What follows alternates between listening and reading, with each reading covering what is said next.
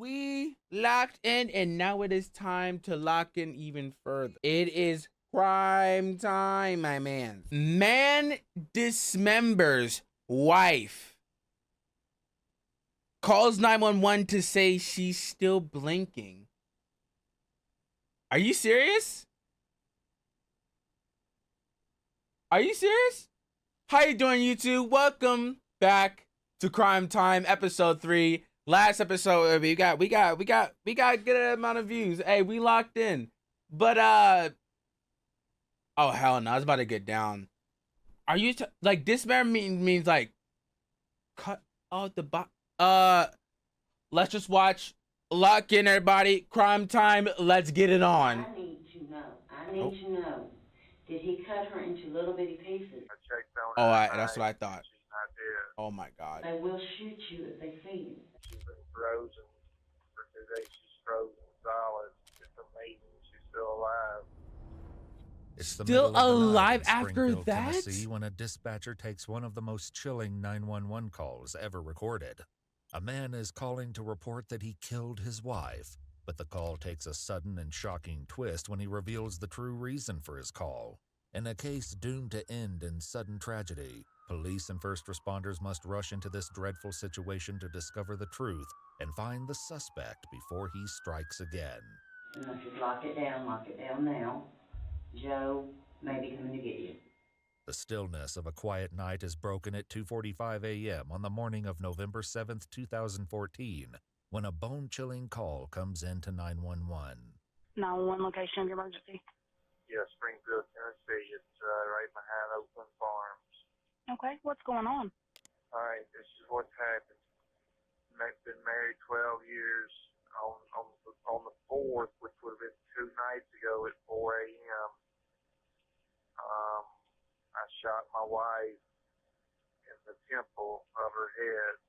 This detail, combined with the man's oddly calm demeanor, are already eerie enough. Yeah, But it's what it the man is. says next that is truly terrifying. I thought I killed her, and I put her in the freezer out in the garage. When I checked on her tonight, and she's not dead. She's got a big hole in the temple of her head, and to get her body moved around in there, I think I broke her wrist. You know, she was frozen from being in the thing. She's been in this thing 48 hours now. 48 hours. There's no prank call. I need somebody to get out there and help her. I've cleared the premises. I've got away. You know, I'm not going to be there. But I promise you this is a legit call, and I need somebody to get out there and help her, because I still love her. It's hard to believe that after that, you know, but I need to get somebody out there to help her. The call is coming from 45-year-old Like, Joseph what Parker, makes and you... the woman he claims to have shot is his wife, Oh my Samantha. god. Okay, what happened that caused you to do that? It's a long story. Don't want to get into it. Just want to get into. Yeah, I actually asked the same somebody thing. out there to help her. I left the front door open. I left all the lights on in the house. And she's in the garage. You go through the kitchen to get into the garage. And you'll see her once you get in the garage. And she's a mess. She can't talk. I could get her to blink. Blink once means yes. Blink twice means no. Bro, oh These my horrifying god. specifics are almost too ghastly to believe, especially for those who know the Parkers, like their friend Barbara, who was over at the house the previous afternoon to borrow a tea pitcher. In her statement to the police, Barbara shares that Joseph told her that his wife was sick with a migraine. Barbara said that she'd looked in the bedroom to find Samantha lying on the bed, facing the wall and covered in a blanket. Barbara further tells the police that she seemed to be asleep. I thought she'd been dead 2 days. And when I checked on her, she was still alive. She's been frozen for 2 days. She's frozen solid. It's amazing she's still alive. I shot her with a 38 caliber handgun. I don't know how she survived. There's a big And hole once in you the bring, temple of once you her get the head. brain, you're I can see cooked. an exit wound And how long ago did you leave there? an hour ago. And that's the last time you saw her? Yes, that's the last time I saw her. And she was still in the garage? Yes, she's still in the garage. I made her as comfortable as I could make her. Tried to drink a little water, and skip out, and move her jaw. She's in bad shape. Really need to get somebody out there to help her. It's crucial for the dispatcher to get as much information as possible from Joseph, but he makes it clear that there are some things he's not willing to share. Okay, what is your name? My name is Joe. I'll just leave it at that.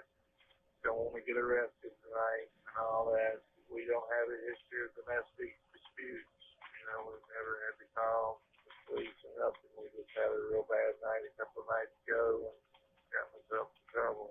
So anyway, really need somebody to get out there and help her. While Joseph doesn't want to give away his location, police will soon learn that his background is relatively clean.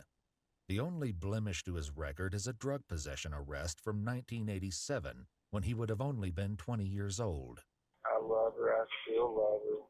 I've loved her every day I've been married to her. She's had a rough stretch here. To that You end, better it will tell me soon that come story. to light What that made you Joseph want to do this, recently bro? lost I his swear. job as a car salesman at Rivergate Toyota in Metro Nashville. Joseph's former co-workers would later recall in exclusive interviews with Iwu how he changed in the last months of his employment. He was really quiet. He was kind of weird. He was a salesperson, so he did talk to people. We knew something was going on with him, but it was unusual behavior, but it just grew over time. I think he had a lot of money stress on him. He'd gotten behind on their mortgage. So I think he had a lot of weight on his shoulders that was getting to him. Indeed, Joseph's stepdaughter would later say that the home was in foreclosure. Could these economic pressures have led to an explosion of violence? Anyway, checked on her and she's still alive. Now I want to get her somebody to help her that knows what they're doing. And I got to stay out of trouble too. So. Okay, we'll send somebody out there. What was your first name? I'm not going to give you my name, sir. Okay, that's fine. Okay. Joseph's call to 911 is over, and he's left more So, than enough random details question. for Just police ask to my name. investigate. What do you need my They'll name find, for? however, that he didn't tell them everything. And there's more to this grotesque story than anyone could Yeah, have of course he imagined. didn't tell everything. Police arrive at the house at 2:45 in the morning, and as they peer through the garage windows, they have the first confirmation of Joseph's grisly details when they see red hair peeking out from blankets and protruding from the top of a freezer. Even before they make an entry, a be on the lookout report goes out to the Metro Nashville area for Joseph Parker, said to be driving a white Toyota Camry. The idea that Joseph could be anywhere is unnerving, even for his sister Patty, who later talks to an investigator. I refuse to leave the house. I know Joe's going to call me. I feel like he's been outside our house that night. My husband saw a white car, a strange car in our driveway. We're not in the kind of neighborhood that you just pull up in. Is Joseph merely planning to make a clean getaway, or does he have more nefarious intentions in mind? At 3:23 a.m., police enter the house to find it clean and spotless. There's no trash anywhere, and every trash can has been emptied. It strikes officers as a clear attempt to destroy evidence. Exactly. But there are other odd discoveries in store that don't seem to be directly related to a crime. Have y'all known that he's OCD? Not that bad. Hit over 1,000 chapsticks. Yeah. But it's in the garage that the police learn the disturbing truth behind Joseph's 911 call. They find Samantha Parker frozen to the touch inside the freezer with a gunshot wound to the left side of her head. She is completely unresponsive, which is a stark contrast to the way Joseph described the situation to 911. She can't talk. I would just give her a blink. Blink once means yes, blink twice means no. The police search the residence for signs of blood, but find nothing other than possible small blood stains on the floor and carpet. That is, until they reach the bedroom and find a large blood stain on the mattress. Strangely enough, the pillows and sheets are completely clean. Okay, she was shot in the bed, in the head. I don't know where she was shot. They took half the bed. We took out, we didn't take half the bed. The mattress. We took out a piece of mattress about like this right here. Okay. That's the blood. That was the blood spot. No bullet hole. Not in her head. No bullet hole in the mattress anywhere. The police are a long way from determining what exactly happened between the Parkers at this residence, but soon New clues come in regarding Joseph's whereabouts. Investigators ping Joseph's cell phone only 12 miles from his residence near the interstate. At 3:42 a.m., dispatch calls Joseph back, and he tells them he's going to Chattanooga to visit some friends. The bolo is updated with the new information. If Joseph has more scores to settle, it's vital that police catch up to him as quickly as possible. Shaky, bro. Meanwhile, at the house, police realize that Joseph wasn't finished with Samantha after shooting her. Now, here's what I've heard. Oh, he cut off her hand. Specifically, he told me he cut off her ankle. I've been told she's been chopped into little bitty pieces. Did he cut off? I need to know. Did he cut her into little bitty pieces? He did not cut her into little bitty pieces. What was was her head still on her body? Oh, yeah. Were her arms and legs? Her arms were still attached. Her legs had some work done to them. Okay, was it an anger work, or I've got to get her in the freezer work? I know it was Aunt Bo's, but I don't know if I asked that right. Yeah, I don't know that I can answer that. You're asking me what he was feeling So when he cut her up. I don't know. Was it a range of anger? Did he cut her legs into little bitty pieces, or cut? No. So she was not sliced up bit by bit. There's like Okay, another thing. one. Why?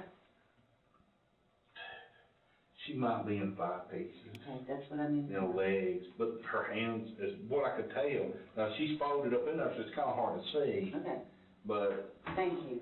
I think maybe 2 cuts to each leg, or 2 cuts to one leg and 1 cut to the other. Okay.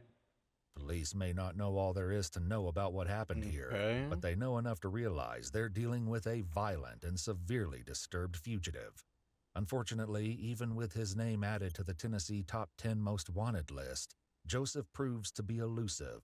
It's only in hindsight that police learn that he checked into a hotel in Goodlettsville for a few hours. But it's when Patty gets a phone call that this domestic homicide threatens to grow into something far more tragic. So then I called Rivergate Toyota and asked for Troy, who I know very well, or have known over the years through Joe. And I said, lock it down now. Joe may be coming to get you. Did Joe ever say anything to you to make you think that? Somewhere What? in the morning, I got a phone call saying that Joe was going to Rivergate Toyota to take out Troy. I was medicated, prescription. Yeah. Like So that. you don't recall who told you that? For some reason, no, I don't. But to backtrack on that, UPS shootings a month ago, my best friend runs UPS in Birmingham, and the guy that killed those people had just been fired, and he was after her. Yeah. And so in my head, I was thinking, Joe can't hurt anybody else, and I was actually trying to help those people. Right. Okay. Joseph's former co-workers at Rivergate Toyota would later recall the horror of that day. Someone I believe it was somebody on his side of the family told to warn us he was headed that way. I was scared. I was in fear. I really was. I was worried that he might be parked his car down the road and walked back up to the lot. And there was little sheds and buildings of all kinds at the old dealership. He could have got in and hid. Or if he'd have pulled in on the lot. Everybody knew Joe. They didn't hate Joe. He could have easily pulled on the lot, got out, and just went bam, bam, bam. We wouldn't have even questioned why he was there. We thought he'd just come to visit. The Metro Nashville police send units to guard Rivergate Toyota, but there's no way to know for sure what Joseph plans to do next. The guy that got the phone call said that he said this all started when I lost my job there. So he was going to come and take care of the person that fired him, for one, and the rest of us. And we're like, we didn't have anything to do with it, but okay. And then we weren't sure who all he was going to be aiming for. Well, we had 2 entrances to this dealership, and what they did was lock the back gate so that only made 1 entrance in and out. And we had police undercover sitting back there in their cars watching people come on the lot. They were doing the best that they could. We had people set up across the street videoing. But despite the rumors, Joseph never shows up at his old workplace. It remains a case full of unknowns, and the biggest question of all is what might have driven Joseph to kill his wife in the first place. Exactly. That's what we're trying to get to. Here's what we pieced together as the detectives that we are. That's a joke. that he killed her sometime 10 o'clock Tuesday night and they had been fighting all day because it was Mackenzie's birthday, and Mackenzie's mother has never not called her, and there was a text sent from Sam's phone to Mackenzie, a birthday text. Right. From her mother to her only child. There's a lady in Samantha's neighborhood named Karen, and she texted Karen Tuesday night and said, "I've got to go somewhere. He's crazy." The text, she knows she's gonna die. She knows she's gonna die. Wow. And we feel like that on the 3rd, Tuesday night, Joe saw that text. "I'm gonna go to an attorney. I gotta get away from him. Can I come to your house?" Begging. I haven't slept. I need a hot shower. I'm not. And we feel like Joe read that text, and that's when he killed her, because there was a text sent back from Sam's phone that said, "Oh, I've decided to stay here tonight. Everything's going to be okay." But even as both Joseph and the reasons behind his madness remain elusive, his sister learns that afternoon that the madness is not over yet. At 3:13, my home phone rings, and I look at it, and I went, "Oh." And if you've heard the 911 tape, Joe was so calm and so cool, it was extremely eerie. I picked up the phone and said, "Oh my God, Joe, are you okay?" He said, "Yeah." I said, "What are you doing? What's going on? Whatever you've done, I forgive you. Tell me where you are. I will have somebody come and get you. I will come and get you myself. Are you in Alabama?" He said, "No, Patty, I'm just driving around."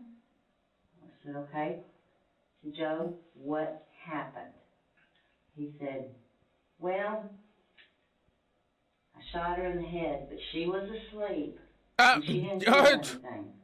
And then I tried to put her in the freezer, but her ankle, I had to cut off her ankle because she wouldn't fit in there with her ankle. And then it really made a big mess, Patty, and it took me a really long time to clean it up."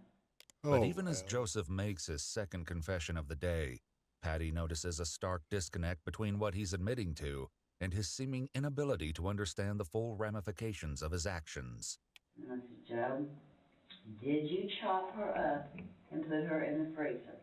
He said, "Now, Patty, I'm not going to tell you that."